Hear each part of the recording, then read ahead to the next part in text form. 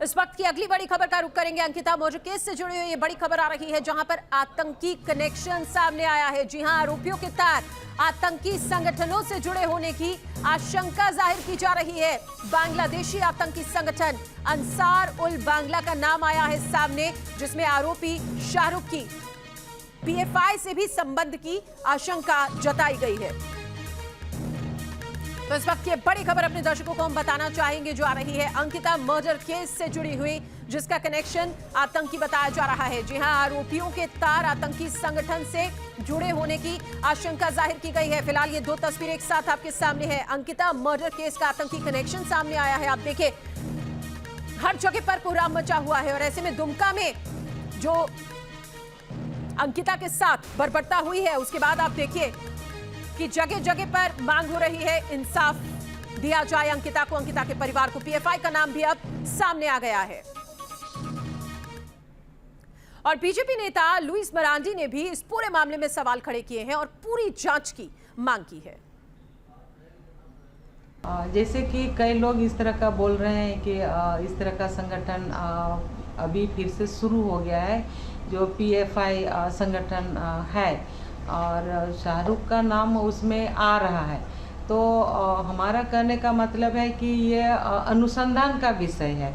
अनुसंधान के बाद ये सामने ज़रूर आएगा, लेकिन उसमें जो आया है उसमें ये बताया जा रहा है कि इस तरह का संगठन के माध्यम से इस तरह मैंने टीनेजर एज कहेंगे, इस तरह के लड़कियों को कुछ चकाचौंध दिखा के, पैसा दिखा के अपने तरफ आकर्षित करना, और अगर वो आकर्षित ना हो तो फिर इस तरह से अंजाम देना, या फिर अगर सक्सेस हुआ तो उन लोगों को माने बड़ी रकम मिलता है। कई तरह की चीज़ें हैं इस तरह का। तो कई तरह की चीजें हैं। इस पूरे मामले पर जांच होनी चाहिए और जांच में क्या कुछ निकलेगा वो देखने वाली बात होगी। लेकिन दुमका के अंकिता मर्डर केस में पूर्व सीएम बाबूलाल मरांडी का ट्वीट आया है सामने। आरोपी शाहरुख और मोहम्मद नईम का आतंकी कनेक्शन, बाबूलाल मरांडी की तरफ से बात कही गई है। जिहादी संगठन अंसार उल बांग्ला से प्रभावित, साथ ही बांग्लादेश में ब्लॉगर्स की हत्या के लिए भी जिम्मेदार ठहराया गया है। तो इस वक्त ये बड़ी खबर आपको हम बताना चाहेंगे। अंकिता मर्डर केस में पूर्व सीएम बाबूलाल मरांडी के ट्वीट के बाद अब आप देखिए, जो बात सामने आई है वो ये कि आरोपी जो शाहरुख है और जो मोहम्मद नईम है, उसका आतंकी कनेक्शन हो सकता है। अब इस पूरे मामले को आप देखिए आतंकी कनेक्शन से जोड़कर देखा जा रहा है और ट्वीट किया है बाबूलाल मरांडी ने। जिहादी संगठन है अंसार उल बांग्ला, जिससे प्रभावित है ये पूरी घटना। अब सवाल ये उठता है कि क्या देश में कोई साजिश रची जा रही है? बाबूलाल मरांडी के सवाल को वजन इसलिए भी मिल रहा है क्योंकि एक के बाद एक कई वारदातें सामने आ रही हैं। न सिर्फ झारखंड बल्कि देश की राजधानी दिल्ली और उत्तर प्रदेश के अलीगढ़ की बात करें तो यहां से भी अंकिता जैसे मामले सामने आ चुके हैं। दिल्ली के संगम विहार इलाके में एक तरफा प्यार में गोली मारकर हत्या कर दी गई, तो वहीं अलीगढ़ में एक तरफा प्यार में हिंदू लड़की पर मुस्लिम युवक ने पेट्रोल छिड़ककर उसे जलाने की कोशिश की, हालांकि वो कामयाब नहीं हो पाया।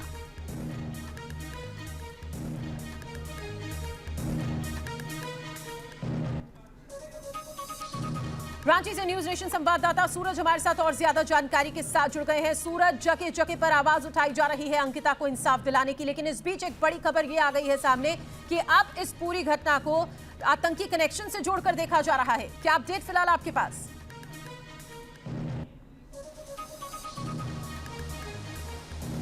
बिल्कुल, अंकिता मर्डर केस में नया मोड़ सामने आ गया है। अंकिता मर्डर केस में जो दोनों आरोपी हैं उनके आतंकी संगठन से तार जुड़े होने की खबरें आ रही है। हालांकि इस खबरों को लेकर आधिकारिक पुष्टि नहीं हुई है, लेकिन विपक्ष के तमाम नेता, बाबूलाल मरांडी हो या फिर लुइस मरांडी हो, तमाम विपक्ष के नेता ये आरोप लगा रहे हैं कि ये दोनों जो युवक जिनकी गिरफ्तारी हुई है, इनकी तार आतंकी से जुड़े होने की संदेह है, लेकिन अभी इसकी आधिकारिक पुष्टि नहीं हुई है। लगातार आरोप और प्रत्यारोप का दौर पूरे प्रदेश में देखने को मिल रहा है। अभी थोड़ी देर के बाद बाबूलाल मरांडी खुद राजधानी रांची के शहर में विरोध यात्रा निकालेंगे, इसमें कई बीजेपी नेता भी शामिल होंगे। तो कहीं न कहीं इस हत्याकांड को लेकर लगातार पूरे देश में, पूरे प्रदेश में उबाल की राजनीति यहाँ पे देखी जा रही है। चाहे पक्ष हो या फिर विपक्ष, लगातार इस मामले को लेकर आवाज उठा रही है। हालांकि देखिए, तमाम मामलों की अगर बात करें तो दुमका एसपी अंबर लकड़ा ने तमाम मामलों को लेकर एसआईटी टीम की गठन की है और कल से ही जांच शुरू हो गई है। हालांकि अब ये देखना कि जांच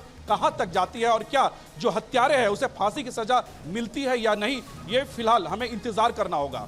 चलिए आप रहे हमारे साथ, लेकिन इस बीच अपने दर्शकों को हम बताना चाहेंगे कि आरोपी को गिरफ्तार कर लिया गया है, लेकिन आरोपी इस वारदात के बाद भी हंसता हुआ नजर आ रहा है। आपको ये हम तस्वीर दिखा रहे हैं जिसको देखकर आप समझ सकते हैं कि वो कितना बददिमाग है। आप देखिए, पहले तो इस घटना को अंजाम दिया गया और उसके बाद उसकी गिरफ्तारी भी हो गई, लेकिन आरोपी फिलहाल हंसता हुआ इस तस्वीर में आप देख सकते हैं। आरोपी की गिरफ्तारी हो गई है। आरोपी इस वारदात के बाद भी उसे सूरज हमारे साथ और ज्यादा जानकारी के साथ जुड़े हुए हैं। सूरज, पहले तो देखिए बर्बरता होती है और उसके बाद बेशर्मी, किसी भी तरह का कोई भी शिकन इसके चेहरे पर दिखाई नहीं दे रहा है। जो तस्वीर आई है सामने उसमें ये आरोपी हंसता हुआ दिखाई दे रहा है।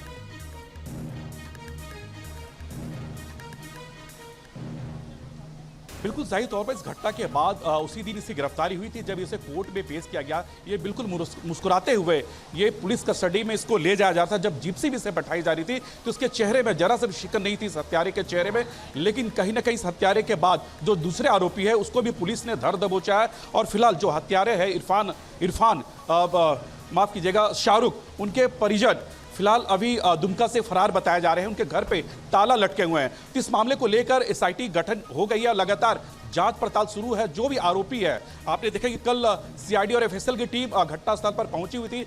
वहां से सैंपल वो दिल्ली ले गए हैं और दिल्ली में ले जाने के बाद वो जांच करेंगे कि इस तमाम जो पॉइंट्स है वो जांच के दौरान वो निकाले गए। लेकिन ये कह सकते हैं कि इस हत्या के बाद पूरे प्रदेश में उबाल देखा जा रहा। पक्ष हो या विपक्ष लगातार इस मामले को लेकर राजनीति यहां पे करते नजर आ रहे हैं।